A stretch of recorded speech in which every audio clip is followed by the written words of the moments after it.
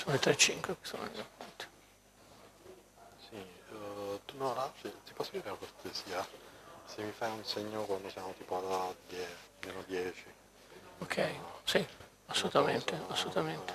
Okay. Allora mi metto... Ok. Perché c'è anche lì. Dov'è? Ah sì, no, però è difficile. Ok. Okay. So, hello everybody. So welcome here for this interesting colloquium.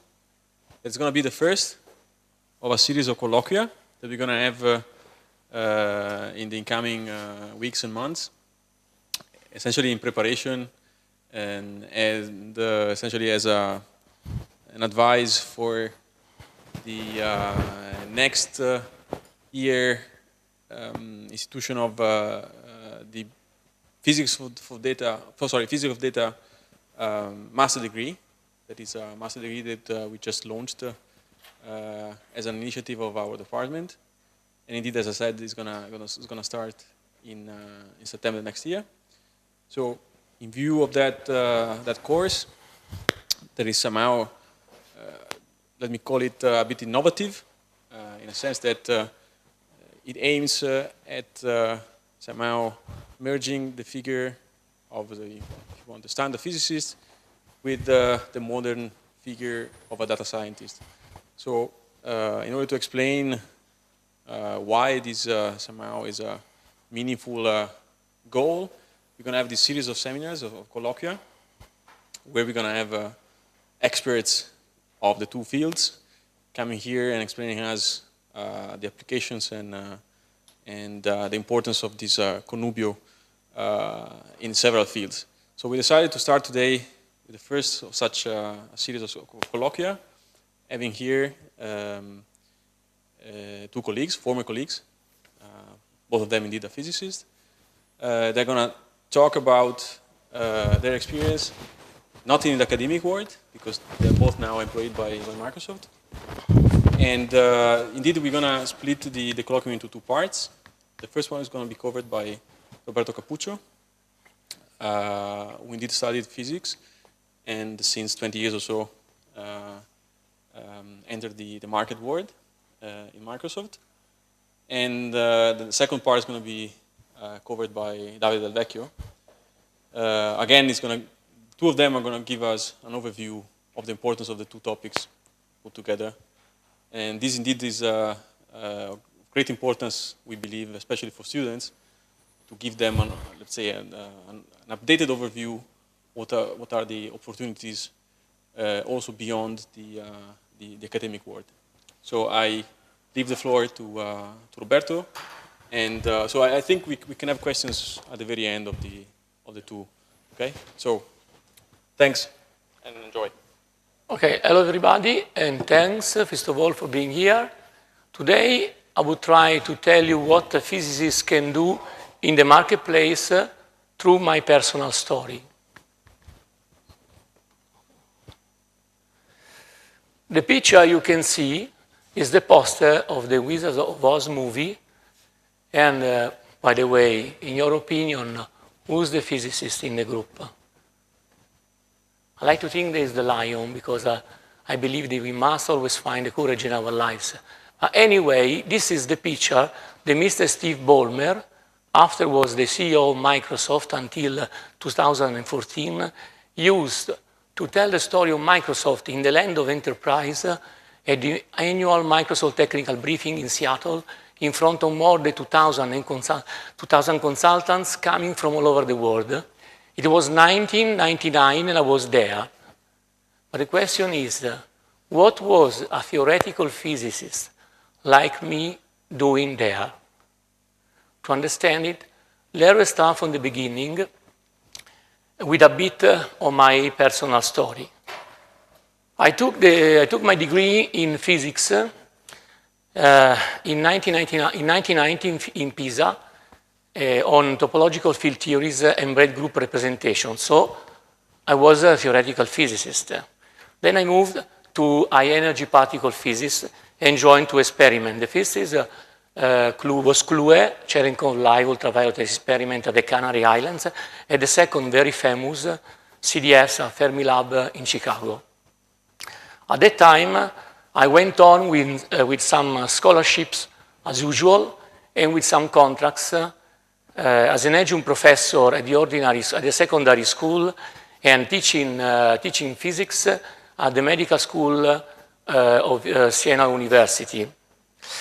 But in the meanwhile, my passion for computing was gradually prevailing. So at the end, I took the decision to leave the academic world and tempt the fortune in the land of enterprise, just to use the same words as Steve Ballmer. So I started as a freelance, leveraging all my knowledge in computing science that I gained with data analysis and Monte Carlo simulation done for the physics. Some years later, in 1996, I answered a job announcement from Microsoft, and I managed to be hired at the Microsoft Consulting Services Group. Then in 2000, I joined Avanade. Avanade is the first one, the only one joint venture between Accenture and Microsoft. And there, in Avanade, I built my career, my professional career in the IT world until assuming the role of vice president of the global leadership team. Last year, I left Avanade and came back to physics with a personal project to bring digital to education. But that's another story. So let's go back to my career. Working in Microsoft with an enterprise customer, despite my initial prejudices, I soon realized that the most articulated and complex IT services were in banks, the big banks. You can see the UniCredit towers in the center of Milan. And that's for a straightforward reason. They have money, enough money to spend in it. At that time, the IT services were mostly based on the concept of the company computing center. And there was a lot to do, there's a lot of work to do from scratch, completely from scratch. So we felt a bit like settlers in the Far West, and probably we were. But in the time, I've seen the IT services evolving very fast. And the current situation is far, far distant from the times when I started.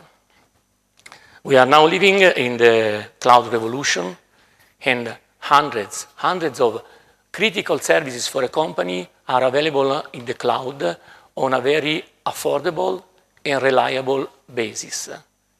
And even the concept of the company computing center is becoming very fast obsolete. But above all, in the time I've seen all the young mathematicians, engineers, physicists I used to hire in Microsoft transforming in a sort of digital edition of the former industry plant worker.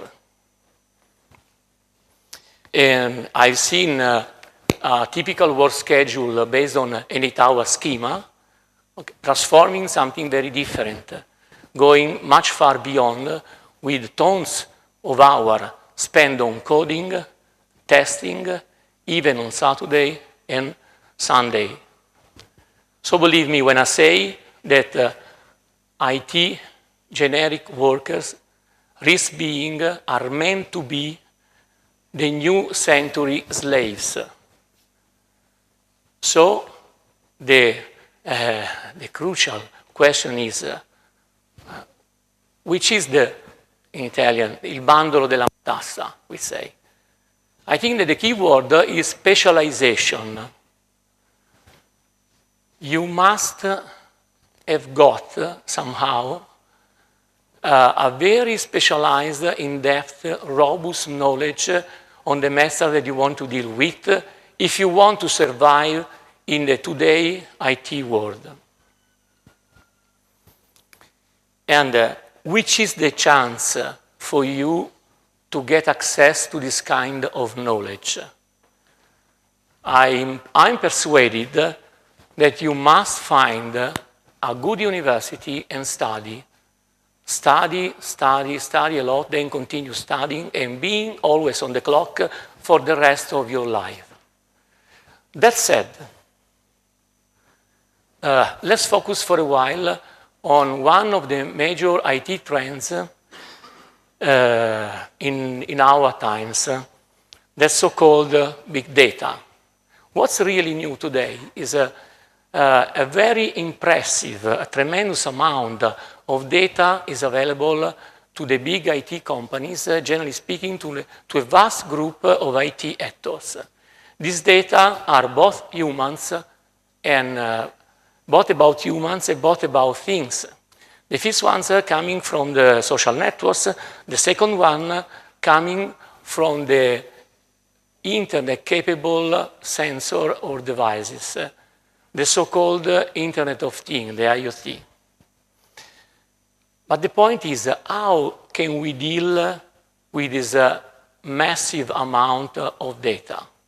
You say statistics, it's okay, that's a good answer, it's correct, but it's good, but not good enough, because you must go hunting and discovering hidden and unedited patterns in this raw clay of data to change this raw clay into pure gold. I mean the pure gold of structured information. So, what you can use? I think that the unstoppable uprising of artificial intelligence algorithms and tools is a good horse that you can ride, but that you must ride. And at this point is, but how this trend can affect you, young physicists? How is this trend related to you, and which kind of role could you play in this data science game? Well, I think there's a substantial similarity between physics and the actual world for two reasons.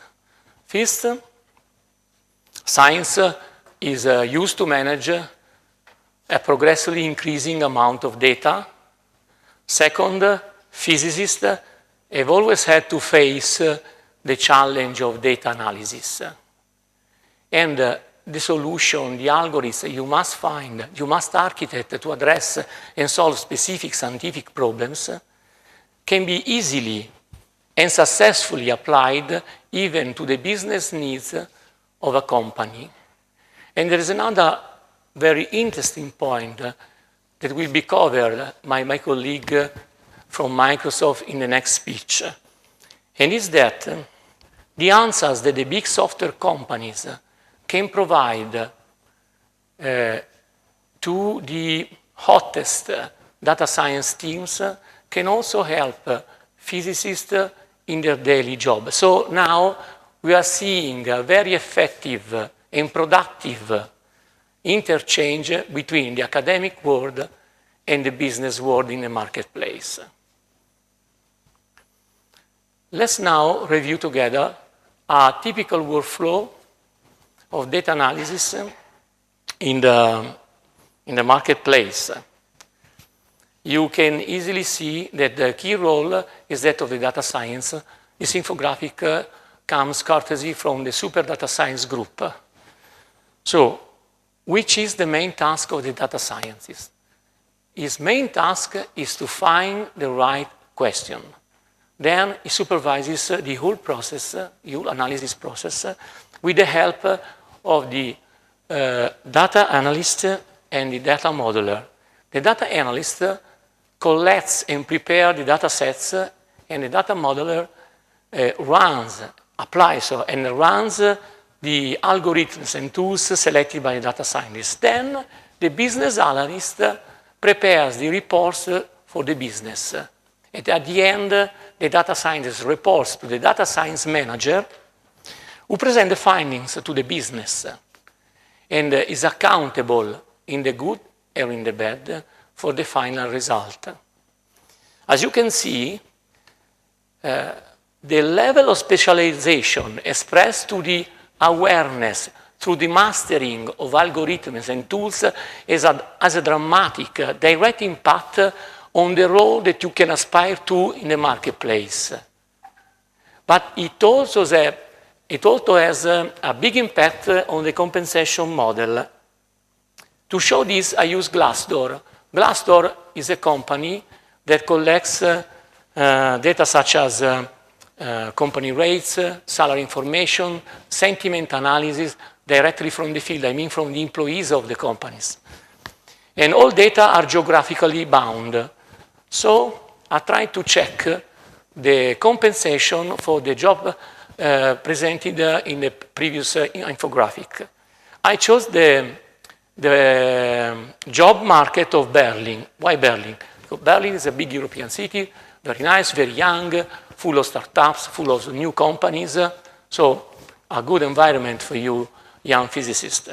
But if you want to spend a bit of your time, you can check the position, the job position in different locations. Anyway, okay, you can see that the level of specialization dramatically impacts on the salary. And at this point, at the end of my little talk, I want to submit you a very provocative question. Who would you want to be in that model? Concluding, I believe that the course degree that the Faculty of Physics in Padova is going to offer can provide the proper instruments to you young physicists, not only to build a brilliant career as a physicist, but also to set you right at the top of this knowledge chain in the marketplace, if you like. So now it's only up to you.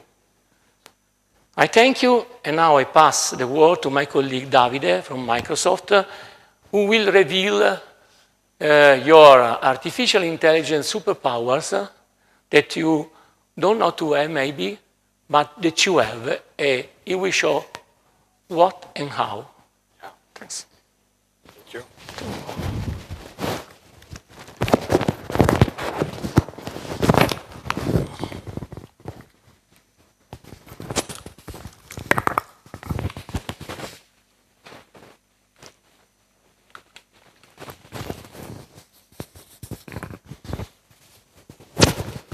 Can you hear me back at the back? Is it okay? Yeah, thanks. So I'm Davide Vecchio. I work for Microsoft. I graduate in statistical mechanics. Any student or in statistical mechanics or teachers or can you show the hands? Some former colleagues? Yeah, good. So yeah, so this talk is not really about me, but I think it's about you.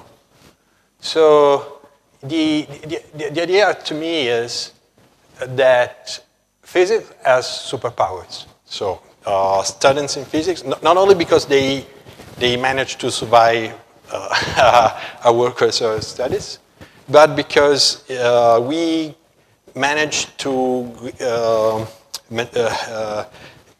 have a maturity of handling data and understanding deeply the roots of a physical problem. So in a certain way, I will show you how data science is deeply rooted in physics, and we can employ this superpower wherever we want in our statistical mechanics or theoretical physics career, or in the data science on the market.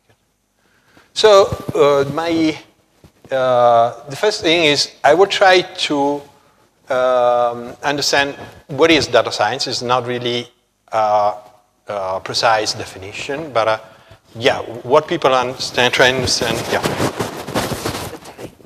yeah.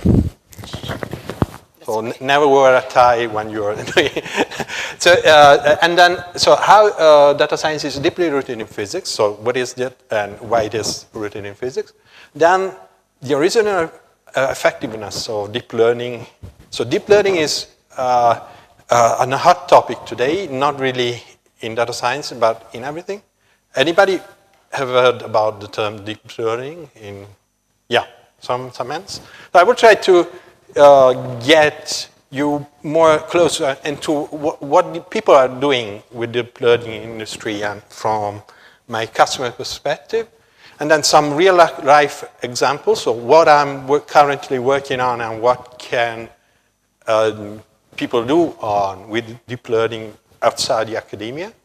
And then what I think the superpowers are. So what are the superpowers that people find in, when talking with physics outside the academia? So what is that science?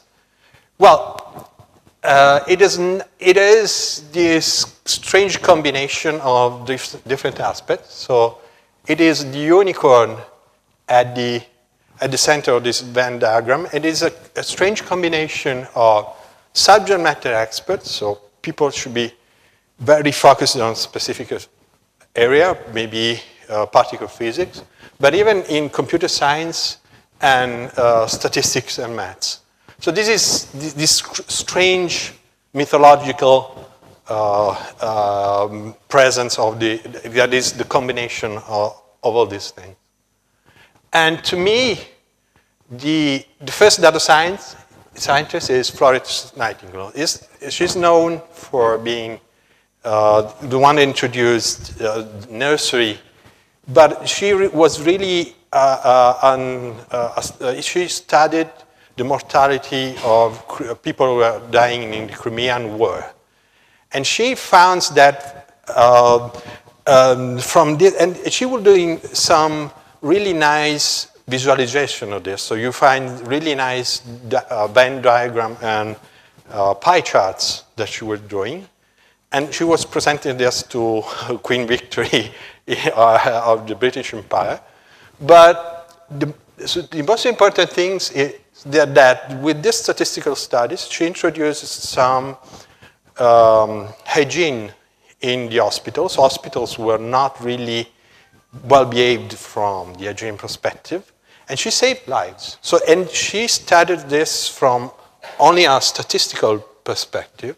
So she understands that what she was doing was good beforehand. So in a certain way, she predicts the effectiveness of what she was doing. So Florence Nightingale is really someone that I can find all the aspects of data science on before even computer science was born. But a definition, a practical definition can be a decision. We take decisions about what are the outcomes of algorithms, and these algorithms in a certain way decide for our lives. So what she has done, what Florence Nightingale has done is improve the lives of people or in the hospitals. And just for example, prescriptions were that surgeons were doing, they should wash their hands before doing surgery. So this is taking better decision. And another point, maybe you are much more familiar with this. From my point of view, data science started with the famous article of Fermi, Pasta, and Newland about this is the first numerical simulation done on computers. And to me, Fermi had this great idea of not doing only number crunching on computers, but doing simulation. So the outcome of the experiment is the result of the computation. And this is actually, the lady here is Mary Tsingu. She had Greek origin. And actually, she has programmed, so this is really the program of the Fermi, Pasta, and Newland simulation. So this is not really that much different from what we are doing today with deep learning and graph processing. And one thing is, maybe you're not reading this, but this is 1955. So this is way more before computer science was born. There was no programming. There was no it was all built from startup. But this is what they're doing is really understand and take action from the model and improve the model. So, and another thing is interesting, is that the model lead to unexpected results. So from data science, we, in a certain way, want to be surprised. So we don't do a data science experiment just to confirm our ideas, but maybe to understand something new about the phenomenon we are studying and what is in place. So this is something that we found in Fermi-Pastor-Ulam model as well, because they do not found that introducing non-linearity in the model leads to the thermal stabilization of the system. And in particular, I would like to point to a famous phrase from Stan Ulam that said, quoting Kennedy, he said, don't ask what maths can do for natural science and chemistry and applied disciplines. Ask what natural science discipline, the chemistry, can do for maths. And I'm recursively quoting Ulam and quoting Kennedy. So I do not ask what physics can do for data scientists, but what data scientists can do for physics. So what we can get, for what are our superpowers coming from data science community that we can apply in physics.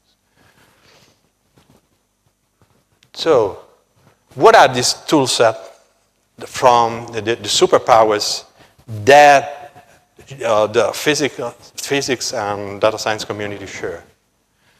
And one thing is, what I would like to talk to you is the unreasonable effectiveness of deep learning.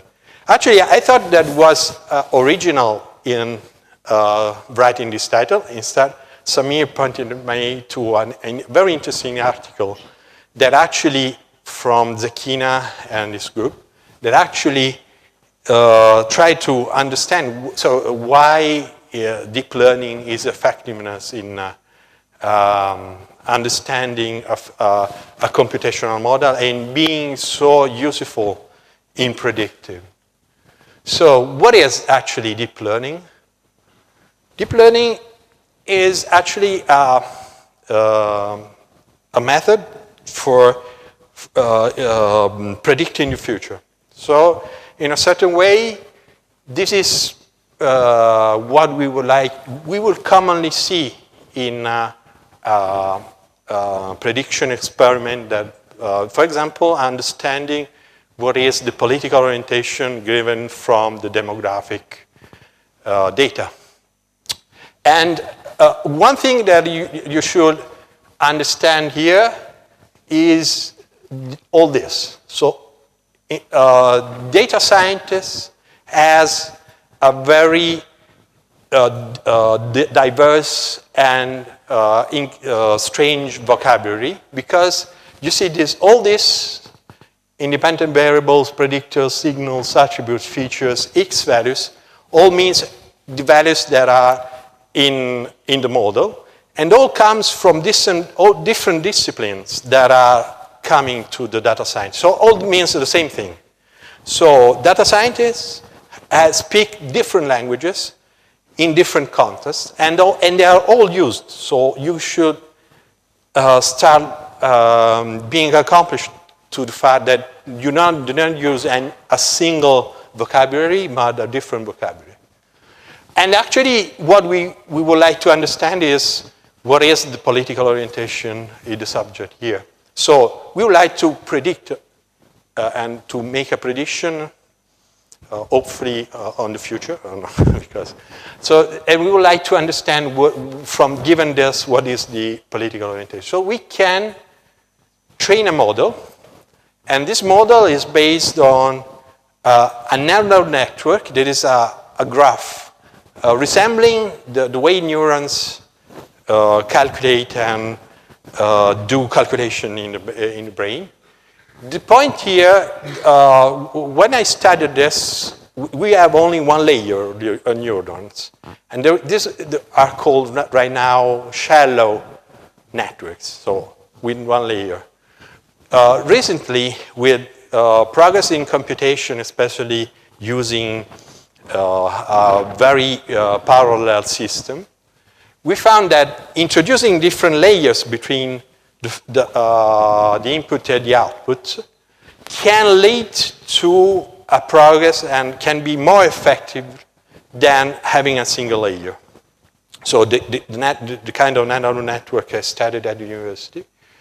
And this is really effective. I mean, the model or modeling all this in a certain way using high parallel system can lead to a very accurate result. So this here you can find that, for example, here we have the probability of the subject being Republican. And you can understand from all the scores summing to 1. But so this is more the complexity of a deep neural network.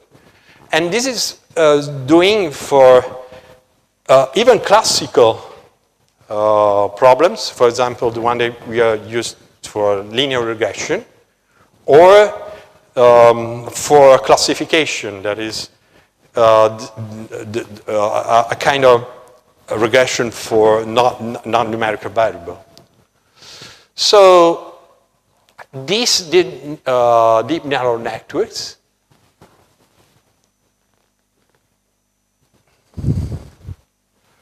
can be, so the one that I showed you before are neural networks with fixed layers and fixed numbers of layers or nodes. But one important thing is when you do feedback, so you short circuit the input and the output, and you have what are called recurrent networks. Especially this name is LSTM. That is quite a strange name. Is long short-term memory, and they are used to, for example, process speech. Process natural language, because they have information from the context. So they gain information from the context.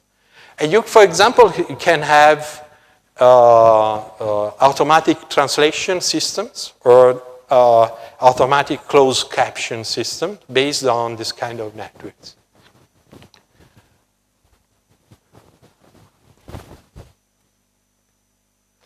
And so adding more layers, and so this is kind of one of the first models I trained with deep neural networks was a digit recognition system. And so this is more what happens during this different phases of the process. And so I would like to summarize this with this animation. So on the left is the process of the neural network recognizing a number, and you can find on the bottom line here what is recognized as numbers. But a very interesting side on the right side is a neural networks generating numbers. So this is generative art based on neural networks. So neural networks can generate new patterns based on a particular pattern. And so they can generate new numbers. So this is reading numbers, for example, on number plates. The one on the right side, the simulation on the right side, is generating numbers and generating different kinds of combination of colors. And so adding something like a bit of pattern, to adding a pattern to a preconfigured process. I would like to just give you an hint what I'm doing currently with my customers. One customer is Enel. Enel is the the Italian government doing insurance for workers. And we have done a project, a very interesting project. So Enel adds to the common insurance for workers. Even they do rehab, so for people that they have injuries during the work, so doing rehabilitation process for people that have particular injuries. And we found that if the people undergoing the rehab process sees a mirror of himself doing the exercise, the rehabilitation process is way improved. And this is based on a theoretical discovery done by Rizzolatti that has taken part to this experiment, to this process. And we have used a combination of different machine learning tools. So we have the Kinect that understands the position of the human body in space. And this is based on more standard traditional classification models of machine learning. So this is not really deep learning. And we have even employed deep learning in understanding what is the outcome of the experiment and where the rehabilitation process can improve. So we have applied different deep learning and machine learning techniques during this work, during this experiment.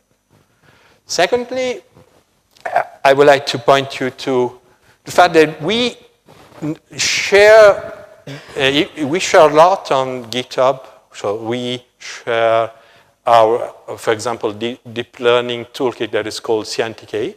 But we do a lot of, we build our data sets and we make it available to the community of data scientists.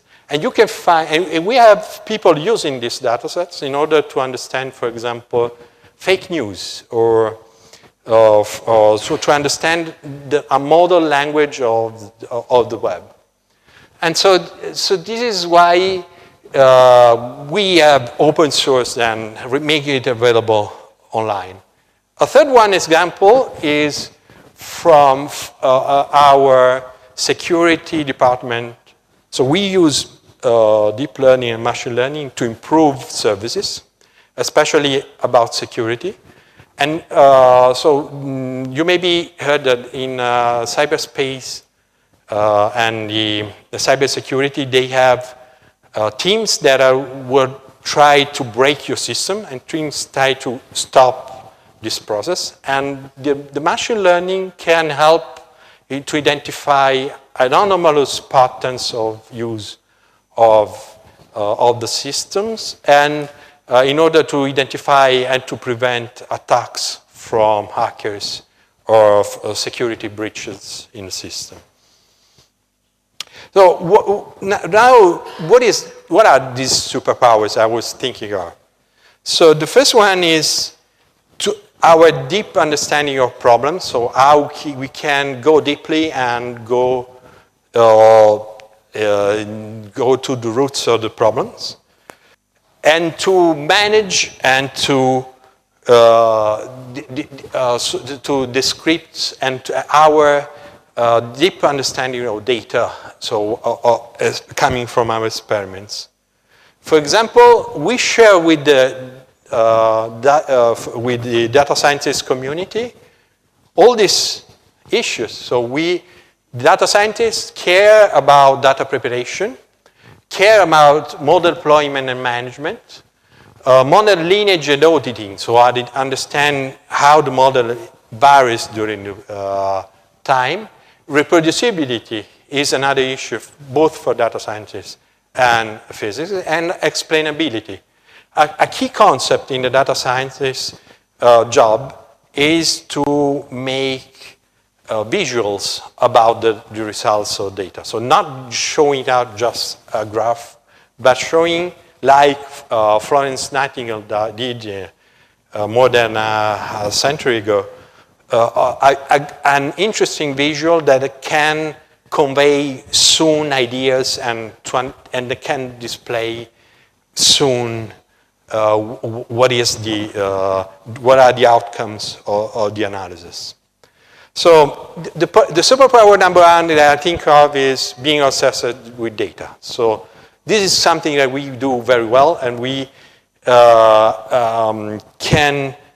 this is crucial both for data scientists and physics. And this is something that we should always, this is something you should always take care of. So this is something that has helped me a lot during my career. Secondly, establish performance metrics. So having a key indicator, what is the result and what is the result, because people always think that success is a linear thing, instead of success is quite contrived. And you should always understand what is the metric on which you measure your success of your experiment or your idea. And so, what is the measurable desired outcome? What would be considered a success? And using this performance metric to establish a quantitative objective, translated in quantifiable metric. Quantity metric, value improvement useful for customer scenario. Establish a baseline, establish how measure your improvement. And we will see this in a particular case study. That is the Netflix challenge. Have you ever heard of this? Anybody? Yeah. So Netflix established in 2007 a challenge to improve their recommendation system. And they established that to reduce the root mean square error of their recommendation system. And this is based on what customers were ranking the shows online. So how they rate the shows online. And actually, there was $1 million prize for this. So the team that get the highest score, the highest rating, I was participating, so I can, and so there was a harsh competition there. But what I'm trying to say, to convey, what I would like to focus your attention here is that having a well-established metric here, very simple, so reduce the root mean square of the error or the algorithm. And then a second key point here is that teams were successfully applying the results of other teams.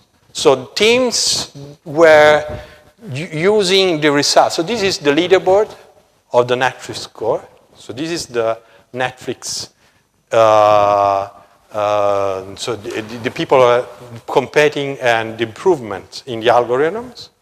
And then you see that there was, during the competition, there was almost a plateau. So people were start on improving the algorithms by 5%. They do not get higher. But, so this is the plateau. And then there was something that really changed. And changed because people were starting using combination of the results of other teams. So during this was a competition that was doing, and you see the comments. This is a case study. All the comments are registered, and so they see that people were improving based on the result from other teams. But so this is, and combine different methods. So one thing common to all data science process is that you do not use one single tool, you do not use one single language, you do not use one single model. you model your system differently. And all this gives you more insights on the system. So this is something that we can learn even from this is the U of Toronto, the University of Toronto, combining other multiple models. But one thing, there were even teams called Gravity. But one thing that is interesting here is, for example, as there were two teams, one called Gravity and one called Dinosaurs, they were joined together, and they get higher in the score. So the team was called When Gravity and Dinosaurs Unite. And so what happened here is that by singly combining the results of both teams, they get higher. They were very close to winning the competition. So, and this is very close. This is the winner, and they blended the winning team blended 107 individual results. So this is huge. This is really something interesting for you. And we find this is very common from the fact that we can share ideas inside the physical community, but we can share ideas even inside the data science community. And so my suggestion, my recommendation here is to blend, to meet the data science community, and you can share results, and you can improve your models working together. So this is something, and the last thing is frame the problem. So the problem should be framed exactly correctly. This is something that industry always get wrong. So they do not really frame the problem well. And this is a superpower that I think the physical community is in access. So for example, this is another competition. So competition is very common inside the data science community. And this is, you find data sets online. And you can test yourself. And even if you do not get close to winning the game, to winning the competition, you can test and your result very quickly. So this is something that happens frequently.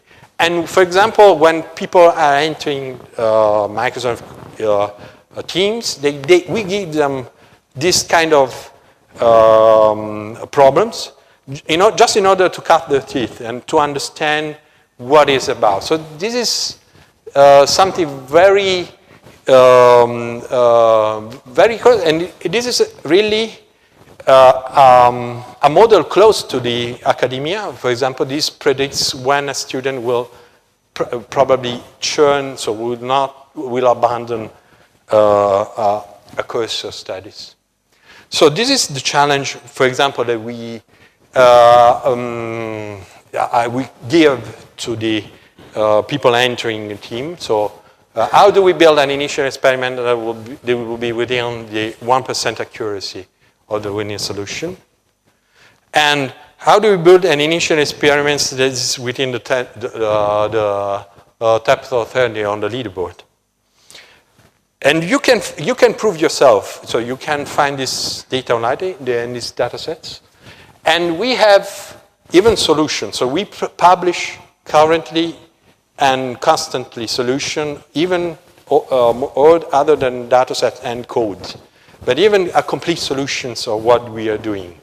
So because this is crucial for us to be in the data science community and to share ideas with others. So these are published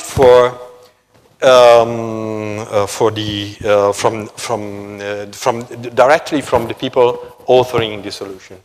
The last superpower is making insights actionable. So like Florence Nightingale has applied what she found about hygiene and washing practice with the hospital and doing healthcare, we have to make these insights action. So these insights should go on the field and be useful for people. And so this is how we, for example, our customer predicts the engine of flights. So this is ThyssenKrupp. The ThyssenKrupp is not only, this is Rolls-Royce. Rolls-Royce is using Microsoft tools in order to predict what is the lifetime of the engine for airplane, and that's completely changed the business of their from building engine to adding insurance to engines, and so predicting the fleet's health. And even this is how, for example, we apply this for different models and for contribution. For example, this is for a customer. I prepared this display. So what I think you should do after this world talk, something that is already anticipated by Roberto. So I think I share the idea of continuous learning. So always be on learning, I mean not learning the model, but learning yourself and gaining new ideas from different communities. So mixing with other communities and gaining the best, both the best of the world. So we practice a lot, we sustain, for example, the R language community. We work a lot with the community around R language. Anybody here is a language for data scientists, and so everybody use it. Thank you. And then, of course, you can apply for, and you can study, and there's even resources online. So we publish online, and we have you can, after you have completed this course, you can, for example, apply and test your ideas on what is available online as data sets, as problems, as challenge in the data science community. And of course, I generally, so from my side, machine learning is only a part of the problem. So I generally build an entire solution based on different mixing and matching different solutions and different things. For example, brokers, for example, queues, for example, big data tools from the Apache community. And of course, this, for example, helps. If we can come back to one of the problems I was stating before. So we help, for example, the Tacoma Public School increase the number of students completing successfully the course. And I think this is something that so the fact that you use, so you eat your own dog food. So you use the data science tools to study and to improve your learning and your ideas, and it is crucial and can lead to positive feedback. So with this, I would like to thank you, and I think we are just sharp with time. So maybe if we can take one or two questions from the audience, if you like.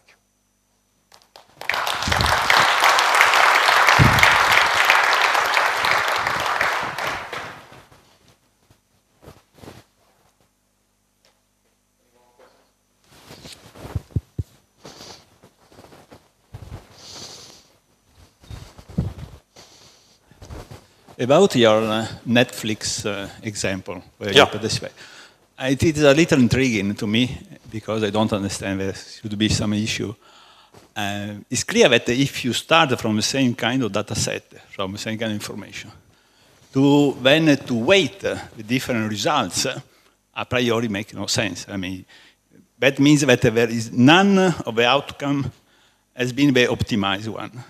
So there are several possibilities, I suppose, but I would like to have your feedback.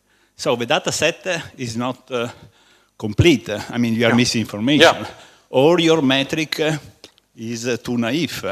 I mean, what is the real problem there? Oh, from my side is more on the incompleteness of the data set. So we were discussing this before with Marco, so not definitely change, but that sometimes, and this was even from Roberto demonstration. So, but most of the part of most of the work of the data scientist is on data preparation. And so the more you get data created and cleaned, the more easier it is and more accurate and narrow model you can apply. But the truth is that you, especially in industry, you do not get this data clean. So this is a very interesting question. And so it helped me to bring this back to the conversation because it's crucial.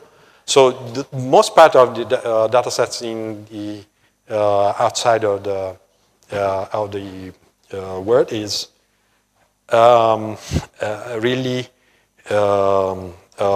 messy and noisy, and so it leaves room to apply and combine different models and adding different models together. So my point there was more on the fact that combining and talking and seeing the results and seeing the solution of others can help yourself. And yeah, from that standpoint, I agree, and it is on data set. Thank you. Other questions?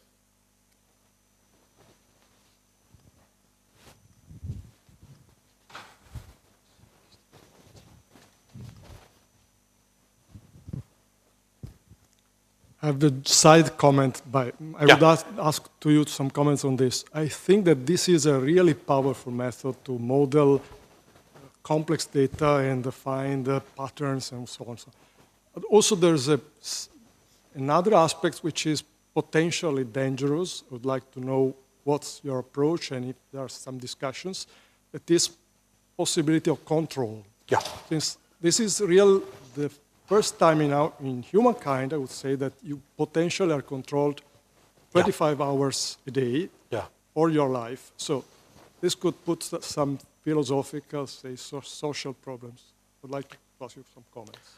Yeah, so this is a very tough question. And of course, so the question was the problem that from applying these tools, you can really predict too much. And and there's the problem of control. I mean, controlling human beings, human decision. So this is a problem. For example, even Stephen Hawking and Elon Musk are bringing that in the discussion. And to me, is more like what Spider-Man said: "From great power comes great responsibilities." So it is true, and we should regulate this. And to me, one thing is keeping all these kind of tools open. So keeping the data set open, so having data set available, having the tools to analyze this available, and having the regulation in place to prevent, to block potential. But I think the very standard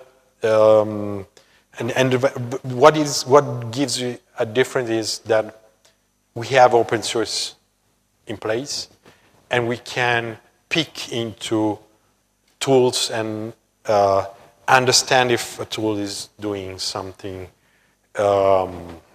malicious or. But it is, of course, a complex question, and And of course, for example, even Elon Musk, the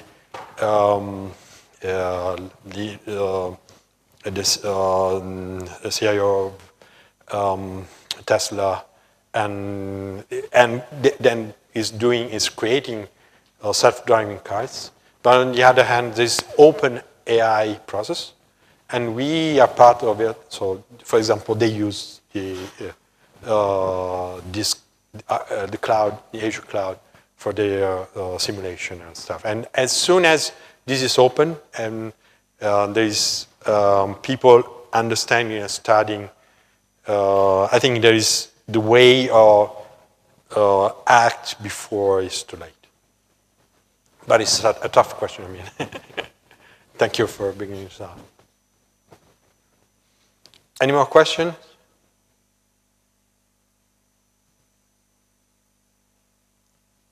Okay, if there are no other questions, I think we can thank the speaker again. Yeah.